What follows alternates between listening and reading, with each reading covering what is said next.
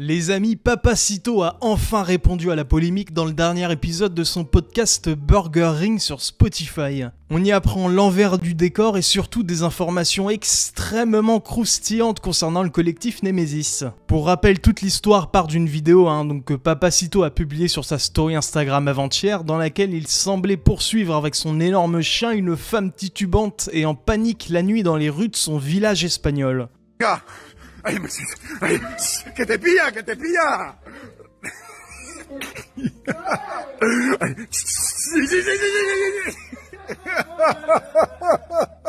On va d'abord en première partie écouter sa version de l'histoire, puis en seconde partie écouter les révélations chocs qu'il a à faire concernant le collectif Nemesis et plus particulièrement concernant les mœurs apparemment débridées d'une cadre du collectif donneuse de leçons. C'est-à-dire que les types oublient tous les sacrifices que j'ai fait, tous les trucs que j'ai fait pour venir me demander, mais attends, ce qui a été dit là, est-ce que c'est juste? Bon, alors déjà, faut savoir un truc, c'est que ce dont on parle, c'est une story que j'ai postée avant-hier, je crois, une story où je poursuis une amie à moi que je connais depuis 30 ans, qui se trouve être la pochetronne du village, je lui sponsorise une cuite sur 10, voilà. Et donc je la poursuis avec mon chien, mais le chien remue la queue, il y a absolument aucun problème, je lui fais le coup. Depuis 5 ans, mon chien a 5 ans, ça fait 5 ans, même quand il était bébé, elle avait peur de lui, ça fait 5 ans que je la poursuis avec le chien, ça fait 5 ans que je fais la même blague, ça fait 5 ans que y a aucun problème.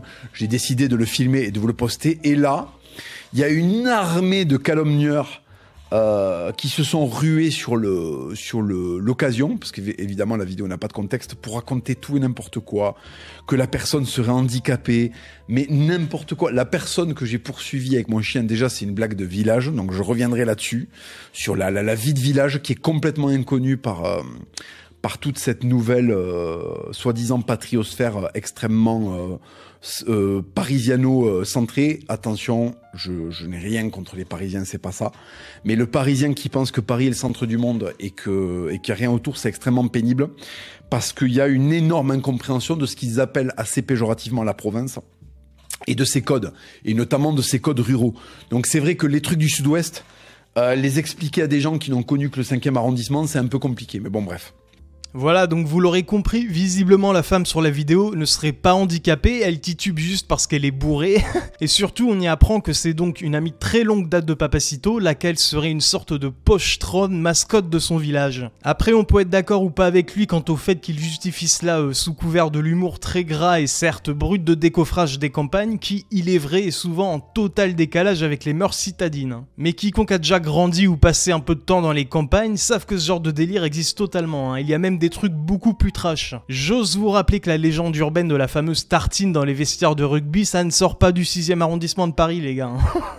Une fois cela dit, écoutons la suite du podcast. Alors d'abord, il faut savoir que le collectif Nemesis avait bel et bien réagi à la story en postant sur Twitter, mais de façon sans doute trop rapide et sanguine. Leur message est clairement une tentative de tacle à l'égard de Papacito, tout en s'essayant à une comparaison que je trouve honnêtement assez maladroite avec l'immigration en France. Je cite, Papacito reproduit ici ce que nous combattons fermement en France. Un étranger qui se permet de harceler et terroriser dans la rue n'est pas le bienvenu, à bon l'entendeur. Je vous propose donc d'abord d'écouter la réaction de Papacito quant à la critique faite sur ses origines et le fait qu'il serait un étranger dans son village en Espagne, puis par la suite nous allons nous attaquer aux énormes dossiers qu'il va sortir sur Nemesis. Bon, il n'y a rien qui va. Il n'y a rien qui va. Alors, un étranger qui se permet de harceler. Je vis dans un village de 300 habitants qui a été en partie fondé, donc il a été fondé par 5 familles, par 5 personnes qui se sont vues attribuer ces terres à leur retour d'une expédition en Amérique centrale en 1542 ou 45, je sais plus, j'ai plus la date. Et en fait, ils ont pu, avec l'argent qu'ils ont ramené des Indes, ils l'ont ramené en le demandant gentiment aux Indiens.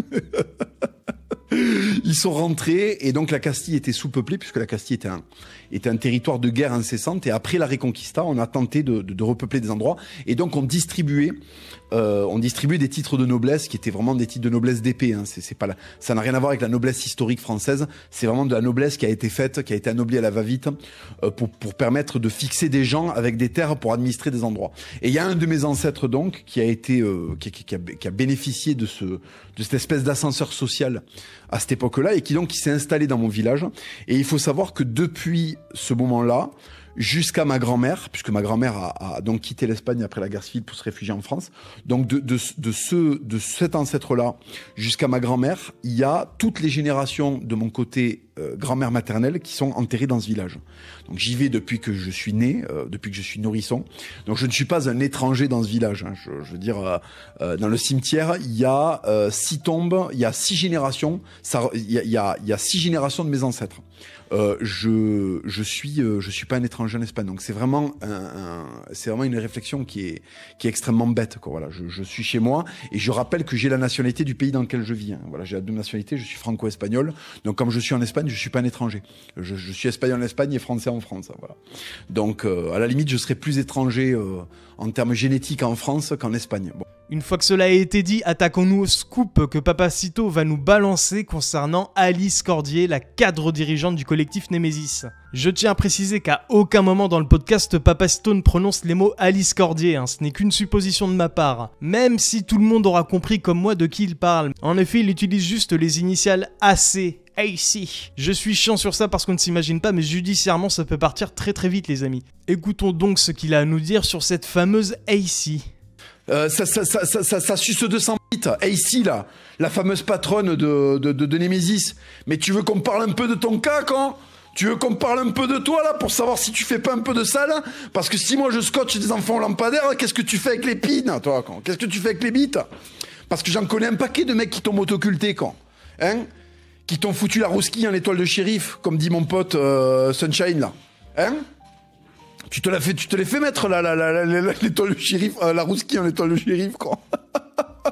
Est-ce que tu veux que j'énonce ton body count, comme disent les fils de pute? Est-ce que tu veux que j'énonce ton body count devant la France entière? Devant l'armée des spectateurs, parce que contrairement à vous, je ne bide pas, d'accord?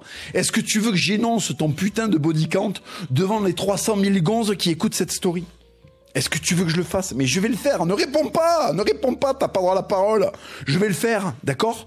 French SAS, Mike Echo, Baptiste Marché, Marceau. Tu veux que je cite les autres? Hein?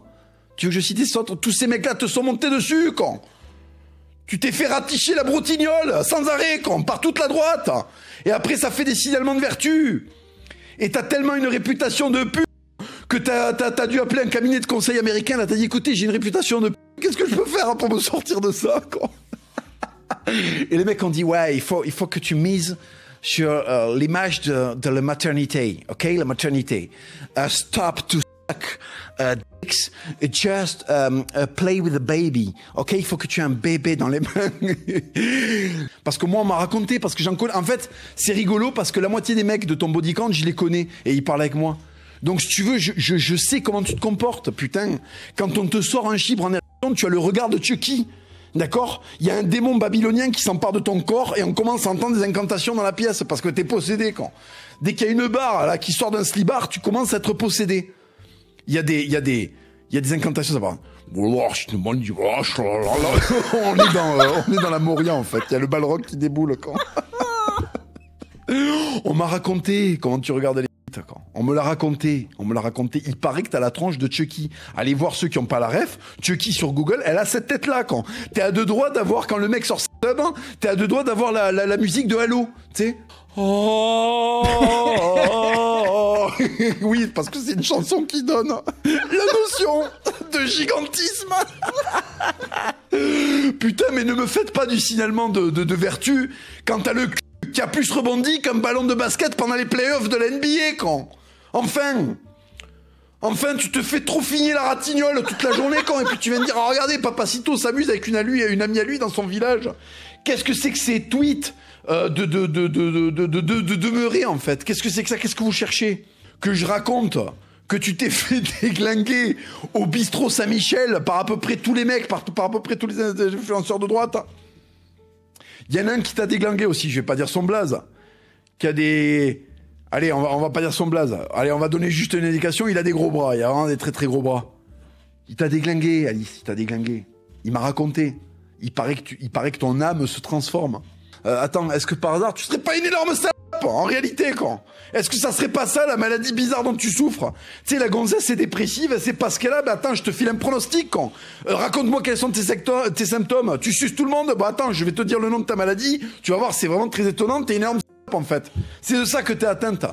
Prends du Salopix, 300 mg, matin, midi et soir, et puis ça ira mieux, quoi.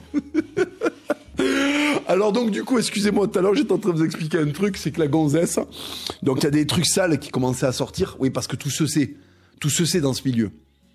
La Briens qui s'est fait déglinguer et qui a fait cocu ce brave Léon dans une soirée avec un élu RN, tout le monde l'a vu ça.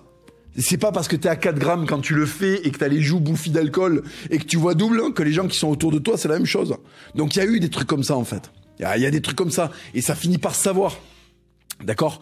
Donc ici, il y avait un truc qui était sorti sur toi. Et qu'est-ce que t'avais fait? Tu avais donc le lendemain, tu avais fait une story. Parce que bon, on t'avait attribué quand même une réputation qui était... Donc le lendemain, tu as fait une story où tu manipulais un bébé. Je te jure, tu tenais ce bébé comme si tu tenais une... Je te promets, c'était très malaisant. Putain de merde. Il y a à peu près autant d'instinct maternel en toi que des du Far West, en fait, quoi. Elle tenait le bébé, elle commençait à loucher en le rapprochant. Je me suis dit, attends, mais on est dans un p*** des années 80, là. Qu'est-ce qu'elle va faire? Elle va se le cogner contre le front, le bébé, quoi.